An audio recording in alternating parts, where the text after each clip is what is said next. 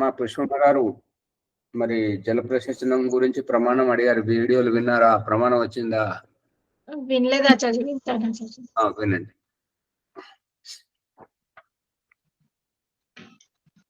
బృహదారణ్యోపనిషత్తు 3వ అధ్యాయము 9వ బ్రాహ్మణము 21వ సంపుట ప్రసంగాన్ని చూడండి. కిం దేవతో అస్యాం దక్షిణాయాం దిశసీతి యం అదేవత ఇది. ఈ దేవత విషయంలో దేవతలంటే ఎవరు, ఈ దక్షిణ దిశ అంటే ఏంటి, యమదేవత అంటే ఏమిటి, ఆ యముడు ఎవరు, కస్మిన్ ప్రతిష్ఠిత, ఎందులో ఉంటున్నాడు ఆ యమదేవుడు, యజ్ఞం అని ఈ యొక్క యజ్ఞం గురించి తీసుకొచ్చారు. కాబట్టి మనం యజ్ఞం ప్రసంగంలోకి వెళ్ళిపోయాం. అందుగురించి ఇక్కడ దేవత అంటే ఏంటంటే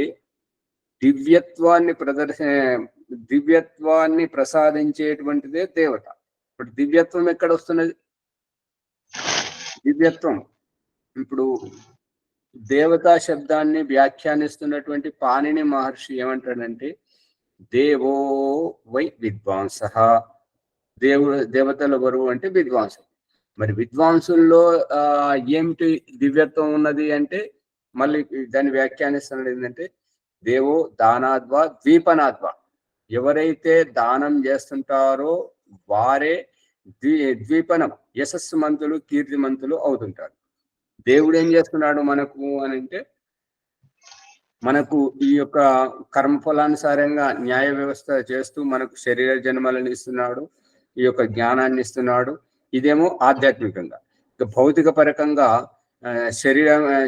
శరీర జన్మలను జన్మింపజేయడానికి తల్లిదండ్రులను, ఈ యొక్క మనుష్య జీవితాన్ని సంస్కారవంతంగా జ్ఞానవంతంగా ఎదిగింపజేయడానికి గురువును, ఈ రకంగా తల్లి తండ్రి గురువులను బయట కాపలా పెట్టాడు. మన లోపల ఉన్నది బయట ఉన్నది. యజ్ఞోపవీతం మన చుట్టూ ఉంది, మనం యజ్ఞోపవీతంలో ఉన్నాం. ఇది గమనిస్తున్నారా? బయట ఉన్న 3 పోగులు మనకు కాపలాగా ఉన్నటువంటిది తల్లి తండ్రి గురువు. మనము ఆ యజ్ఞోపవీతంలో ఉన్నాము అనేటువంటి విషయాన్ని దయానంద సరస్వతి గురువు ఆజ్ఞ ఏమన్నాడంటే, దయానందుడు గురుదేవ మరి విద్యాభ్యాసం పూర్తయింది, మరి నాకు సెలవు ఇప్పిస్తే నేను సమాజంలోకి వెళ్తాను అని అంటే, గురుదక్షిణ ఇవ్వకుండానే ఎట్లా పోతావు, గురుదక్షిణ ఇవ్వపో అని విరజానందుడు అడుగుతాడు. గురుదక్షిణ ఇవ్వాలి అని అంటే దయానందుడు అంటాడు, గురువు గారికి లవంగాలండి చాలా ఇష్టం, ప్రీతి, కాబట్టి దాత దగ్గరికి వెళ్ళి అది లవంగాలు తీసుకొచ్చి వారికి సమర్పిస్తుంటాడు.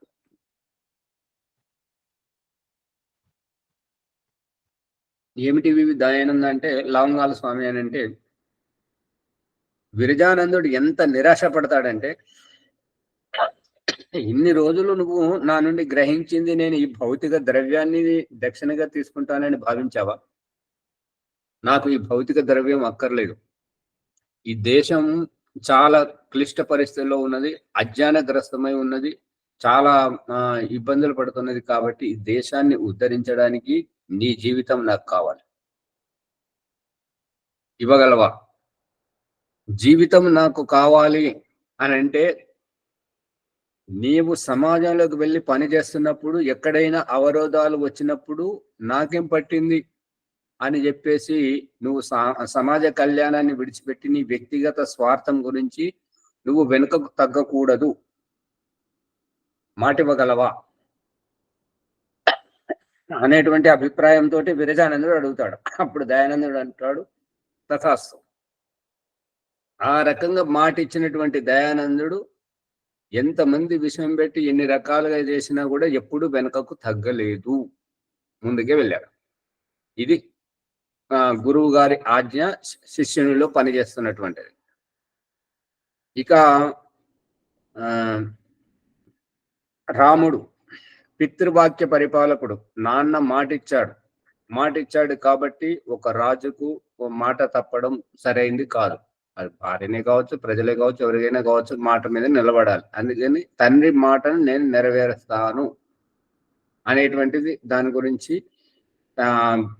తండ్రి యొక్క గౌరవం కొడుకులో ఉన్నది కాబట్టి ఆ వాక్యాన్ని పరిపాలించాడు.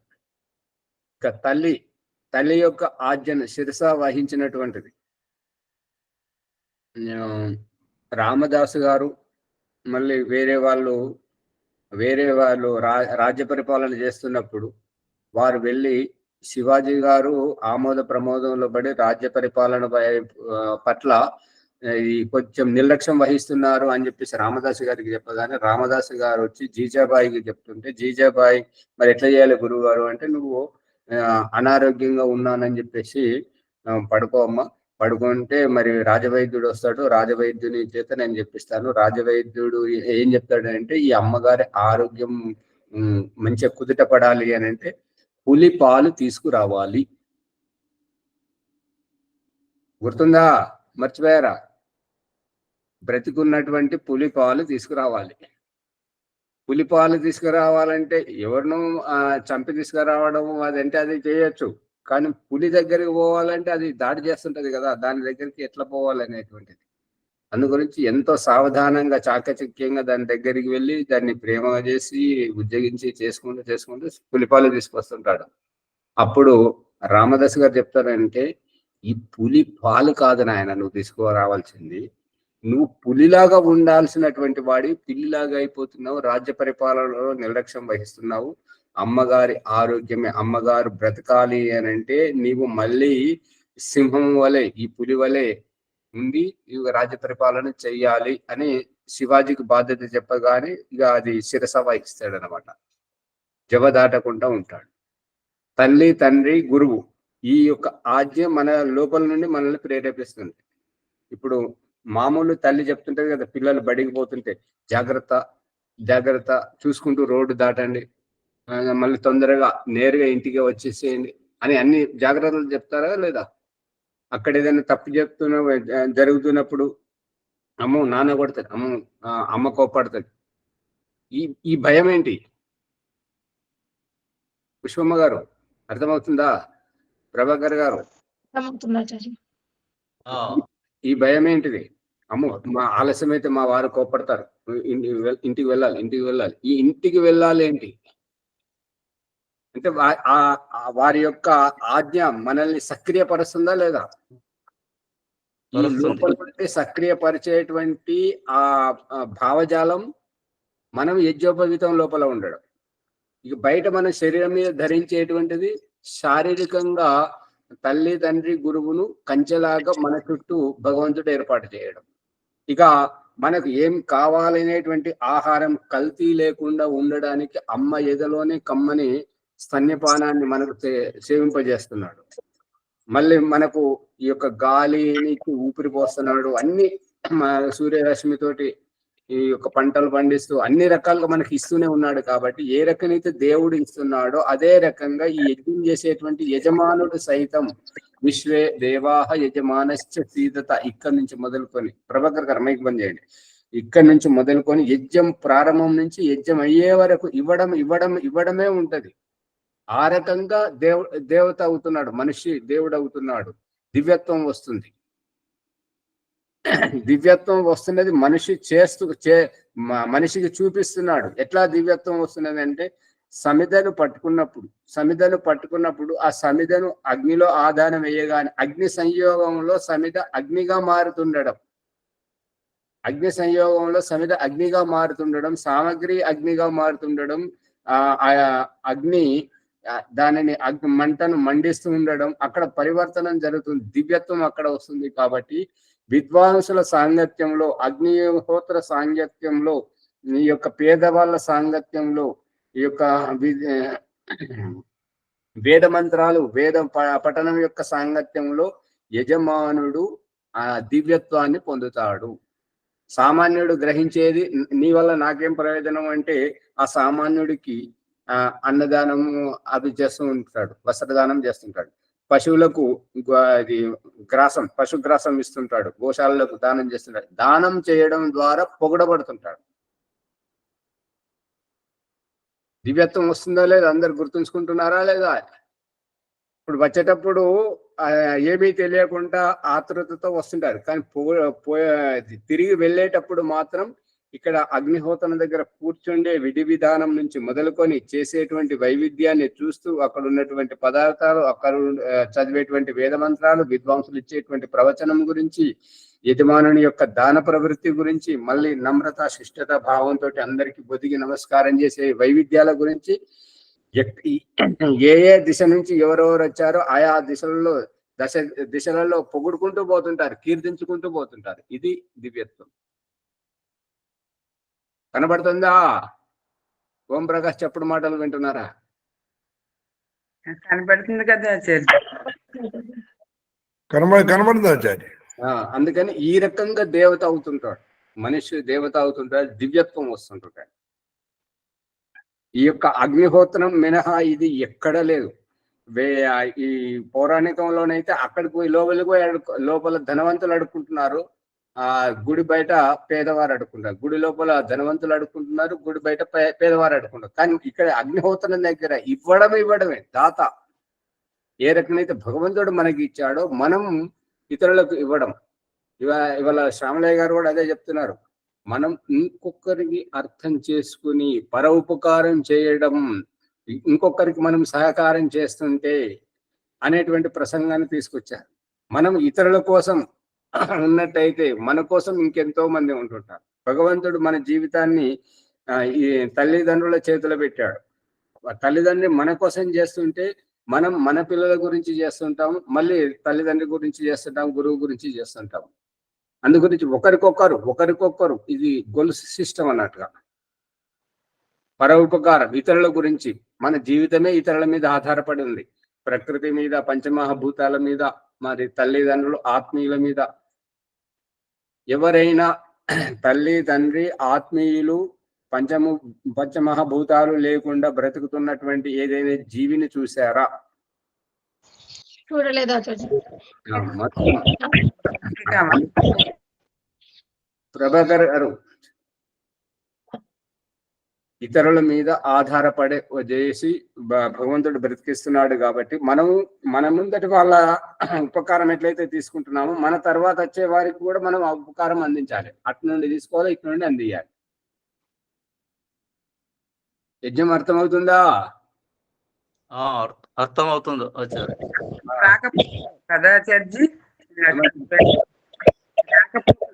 అమ్మగారు ఫోన్ ఖాళీ చేసి 2 రోజులు బాగుంటది, మళ్ళీ అదే చూడండి. కంపెనీ రీసెట్ అది ఫార్మాట్ చేయించండి, కొద్ది రోజులు ఉంటది, 1 నెల 2 నెలలు ఉంటది, మంచిగా పనిచేస్తుంది. ప్రభాకర్ గారు ఇందాక ఏదో చెప్పబోతున్నారు, చెప్పండి. ఆపాం కదా మిమ్మల్ని.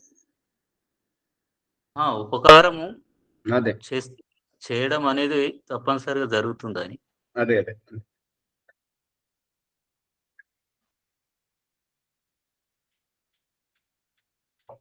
చెయ్యిని చూడండి ఒకసారి. చెయ్యి సమాజంలోకి చొచ్చుకొని పోవడం, ఉద్యోగం, వ్యాపారం పేరుతోటి సమాజంలో చొచ్చుకొని పోయి అక్కడ సంపాదించినటువంటి ద్రవ్యాన్ని ఇట్లా పిడికిట్లో పట్టుకొని ఇంటికి తీసుకొచ్చిన దాన్ని మళ్ళీ అగ్నిహోత్రంలో ఇవ్వడం. మరియు ఎవరైనా పశువులకు కానీ, మరియు ఎవరైనా భిక్షగాళ్ళకి కానీ, అతిథులకు కానీ, ఎవరైనా ఏదైనా పని గురించి అయ్యా మాకు ఇంత దానం ఇవ్వండి అంటే వారికి దానం ఇట్లా పట్టుకొచ్చిన దాన్ని మళ్ళీ ఇట్లే ఇవ్వడం. కనబడుతుందా బాలాజీ గారు? ఇది భగవంతుడు చేస్తున్నటువంటిది. మనలో దివ్యత్వాన్ని ఈ రకంగా తీసుకొస్తున్నాడు. సువర్జలమ్మ గారు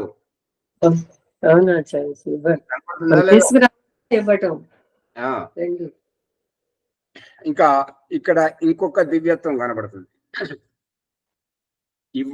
ఇవ్వని వారు, ఒక్క నిమిషం పుష్ప గారు, ఇవ్వని వారి ముఖ కవలికలు వారి స్వభావం, ఇచ్చేవారి ముఖ కవలికలు వారి స్వభావంలో తేడా కనిపిస్తుందా?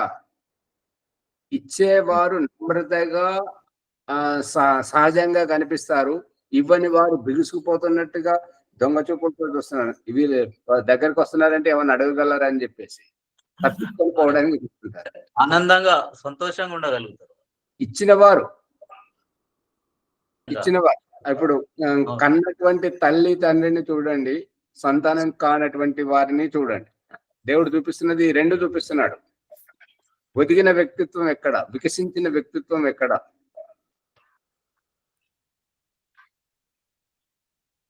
ఎవరు మాట్లాడారు, ఎట్లా కూర్చున్నారు. కరెక్టే అండి, కరెక్ట్, నిజమే. ఏది నిలబడినారు ఆచారి భేదం కనబడుతుంది. అదే దివ్యత్వం. ఎవరైతే హృదయపూర్వకంగా దానం ఇస్తారో వాళ్ళ లోపల ముఖంలో ముఖ కవలికలు మార్పు, చైతన్యం, సంతోషం, ఆనందం కనబడుతుంది. ఎవరైతే కొద్ది కొద్దిగా దానం ఇస్తారో వాళ్ళు కొంచెం వెనుక అడుగు వెనుక వేసినట్టు కనబడుతుంది, వ్యక్తిత్వం కనబడుతుంది. దాంట్లో ప్రత్యేకంగా చూపిస్తున్న పరమాత్మ.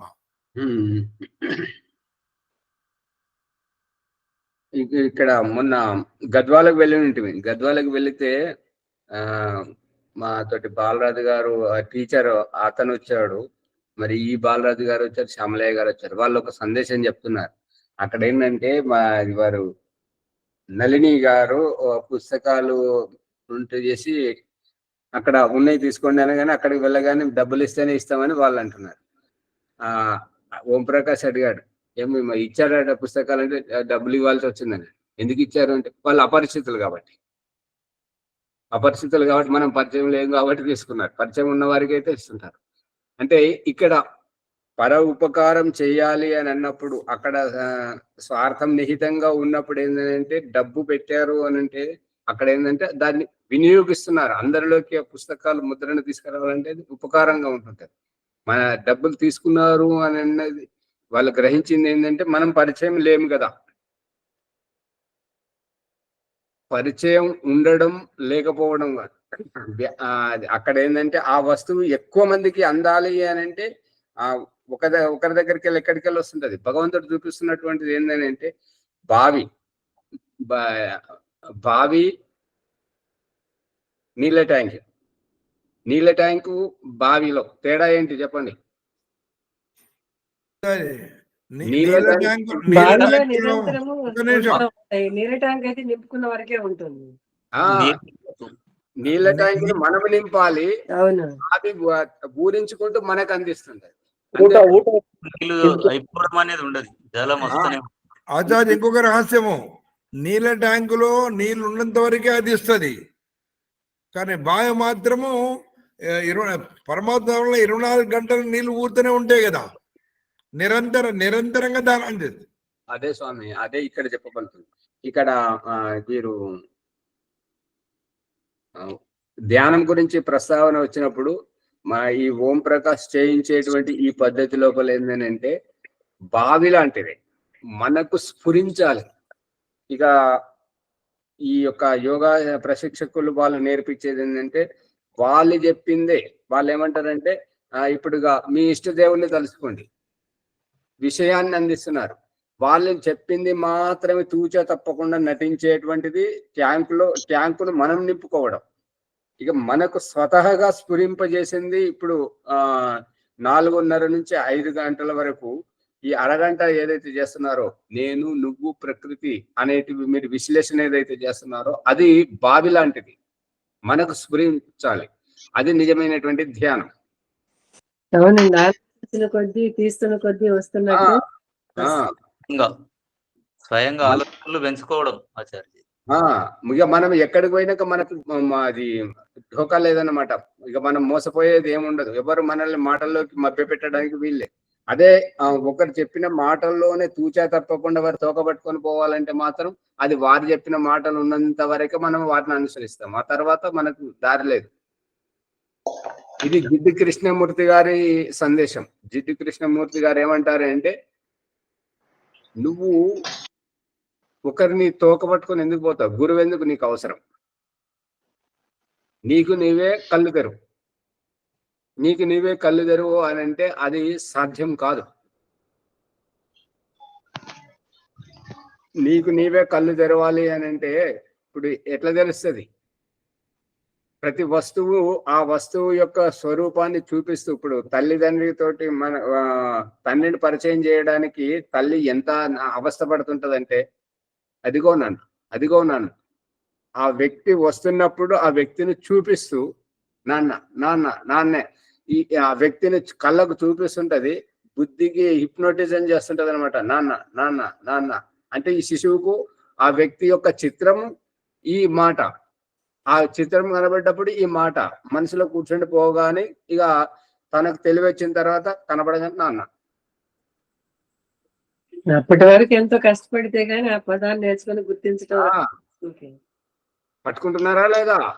మీకు అటువంటి ప్రయోగం చేయలేదా మీ అమ్మగారు? ఆధ్యాత్మికం కూడా అంటే ఇంకా ఎక్కువ ఇదే. జీవితంలో అంతా నేర్చుకుంటమే, తల్లి నుంచి మనుషులు చూసి నేర్చుకోవటమే జీవితం అంతా చర్చి. అందుకని ఈ దివ్యత్వం అనేటువంటిది ఈ రకంగా వస్తుంటది. అందుకే విశ్వే దేవాః యజమానశ్చ సీదత, అందరి దేవతలను పిలిపించి చేసేటువంటిది ఈ యొక్క అగ్నిహోత్రం. ఒక్క దేవుడి గురించి చేసేది మాత్రం అదిగా మత సంప్రదాయం. అర్థమవుతుందా బాలాజీ గారు? వాళ్ళు పెట్టుకున్న ఆ ఫోటో గురించి, ఆ వాళ్ళ కుల దేవత గురించి వాళ్ళు అక్కడ ఆ దేవతకే చేస్తారు. కానీ ఆర్య సమాజం ఈ అగ్నిహోత్రంలో మాత్రం విశ్వే దేవాః యజమానశ్చ సీదత. చదువుతారా లేదా ఈ మంత్రం? అందుకని చదువు ఏ దేవతకు ఏ పదార్థం ఇష్టం ఉన్నది అనేది ఒక్కొక్క దేవతకు చెప్తున్నా.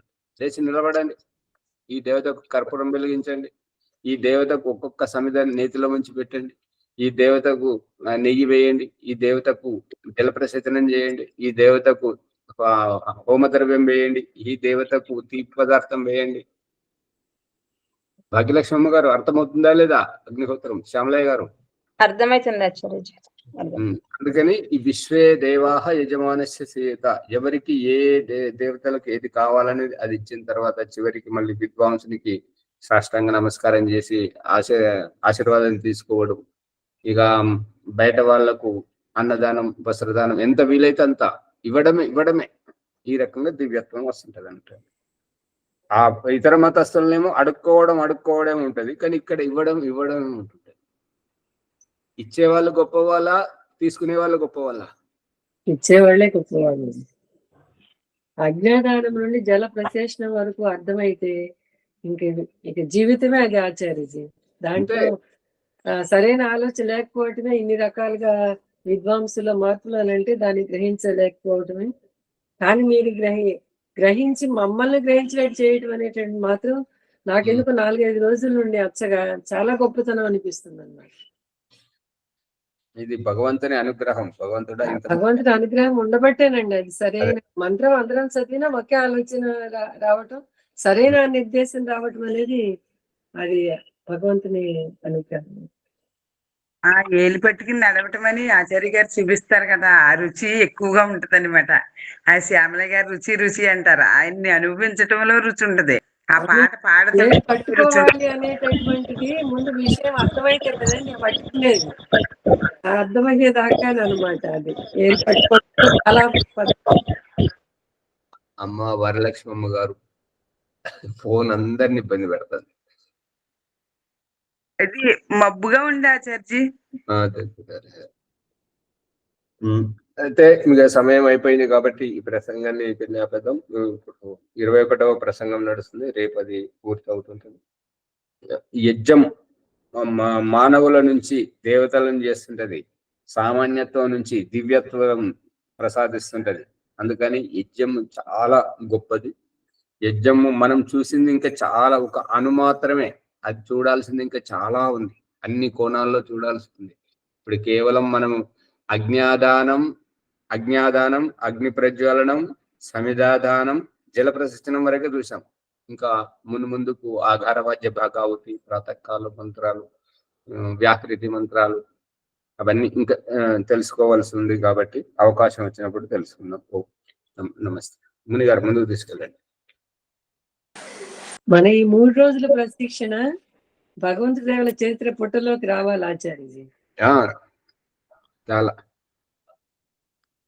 ఆచార్య ఉపనిషత్ గారికి ధన్యవాదములు. బృహదారణ్యక ఉపనిషత్తులో మనము అగ్నిహోత్రంలో లోతుగా అర్థం చేసుకుంటున్నాము. అగ్నిహోత్రము మనిషిని ఏ విధంగా దేవత చేస్తుంది, దైవత్వ గుణాలు ఏ విధంగా వస్తాయి అనేటువంటి విషయాన్ని లోతుగా అర్థం చేసుకుంటున్నాము. ఇంకా ప్రారంభంలో ఉన్నాం కాబట్టి కొంచెం కొంచెం 1-2 సార్లు ఆ యొక్క యథార్థాన్ని తెలుసుకుంటే మెల్లగా మనలో ఉన్నటువంటి నేను అనే తత్వాన్ని కూడా తెలుసుకుంటాం. తర్వాత నేను ఎప్పుడైతే తెలుసుకోబడుతుందో నాలో ఉన్నటువంటి ఈశ్వరీయ తత్వాన్ని తెలుసుకుంటాం. దైవత్వం అది కూడా ఒక్కొక్క మెట్టు ఎక్కుతున్నాం మనం. ఆ రహస్యాన్ని తెలుసుకోవాలి. దీని కొరకు ఈ ఎపిసోడ్ లైక్ చేయండి, షేర్ చేయండి, సబ్స్క్రైబ్ చేయండి, వినండి, పక్కన ఉండే గంట సింబల్ గట్టిగా నొక్కాలి. మనము ఈ విధంగా ప్రచారం చేసినట్టయితే పరోపకారం జరుగుతుంది, దైవత్వం దాంట్లో కూడా వస్తుంది. ప్రయత్నం చేసి మీరు చేస్తారని భావిస్తున్నాను. ఇప్పుడు వైదిక సంధ్యోపాసన పుష్పమ్మ గారు. ఓం. మునీజీ గారు, మీరు వెళ్ళిపోతున్నారు, మరి సమయం అంటే 3 రోజులు రారా, లేదంటే 1 రోజు 2 రోజులు ఎట్లా? ఎందుకంటే ప్రయత్నం చేస్తే తప్పకుండా వచ్చే ప్రయత్నం చేస్తాను నేనైతే. ఇక అమ్మ గురించి ఆలోచిస్తాము. ఇక మరి ఇద్దరం డివైడ్ అయిపోతామా, అటు వదిలి ఇటు వస్తామా, ఇటు వదిలి అటు పోతామా అన్నదిగా నేనైతే వచ్చే ప్రయత్నం చేస్తా. సరే సరే. అది పుష్పమ్మ గారు మీది? నేను కూడా చెప్తాను గురువారం మునిగారు మాత్రం మిస్ అవ్వకూడదు. అవసరమైతే ఆ 1 రోజైనా వెళ్ళి మీరు ఉండాలండి. ముందు మీరు లేకపోతే ఎట్లా? మునిగారు ఉండాలి తప్పనిసరి. ఉండాలి. ఈ విషయం అక్కడ వాళ్ళకి గమనించేటట్టుగా చెప్పండి. మీరు బాగా ఈ రకంగా అనేటట్టు చెప్తే అర్థం చేసుకుని గమనిస్తారు కదా. మునిగారు వస్తేనే మా 5 వస్తామండి. ఎందుకంటే వారు లేకపోతే మేము రాలేమంటున్నారు. అదే అందరు ఉండాలి. అందరు ఉంటే బాగుంటది. ఆచారి అందరు ఉండాలి, అందరిలో నేను ఉండాలి. ఇది మన అందరి కార్యక్రమం, అందరం ఉండాలి. ఇది ప్రథమ కార్యక్రమం కాబట్టి అందరం ఉండాలి. పుష్పమ్మ గారు ఉండాలి, ముని గారు ఉండాలి. ఓకే ఓకే, ధన్యవాదాలు. పుష్పమ్మ గారు సంధ్యాపన చేయించండి. ఓం. మనం సర్వజ్ఞో నమో నమః. అథ వేదిక సంధ్య బ్రహ్మయజ్ఞము. ఓం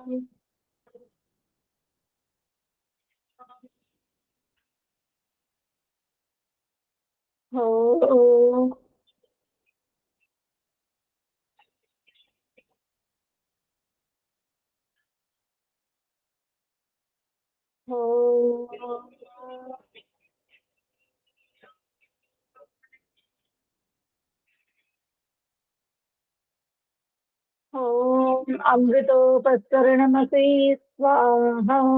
ఓం అమృతాపిధానమసి స్వాహా. ఓం సత్యం యశః శ్రీర్మైత్రేః శ్రేతాం స్వాహా. ఓం శన్నో దేవీరభిష్టయా ఆపో భవంతు పీతయే సంయోరభిస్రవంతు నః. ఓం వాక్ వాక్. ఓం ప్రాణః ప్రాణః. ఓం చక్షుః చక్షుః. ఓం శ్రోత్రం శ్రోత్రం. ఓం నాభిః. ఓం హృదయం. ఓం కంఠః. ఓం శిరః. ఓం బాహుభ్యాం యశోబలం. ఓం करतलकरपृष्ठे. ఓం భూః పునాతు శిరసి. ఓం భువః పునాతు నేత్రయోః. ఓం స్వః పునాతు కంఠే. ఓం మహః పునాతు హృదయే. ఓం జనః పునాతు నాభ్యాం. ఓం తపః పునాతు పాదయోః. ఓం సత్యం పునాతు పునః శిరసి. ఓం ఖం బ్రహ్మ పునాతు సర్వత్ర. ఓం భూః. ఓం భువః. ఓం స్వః. ఓం మహః. ఓం జనః. ఓం తపః.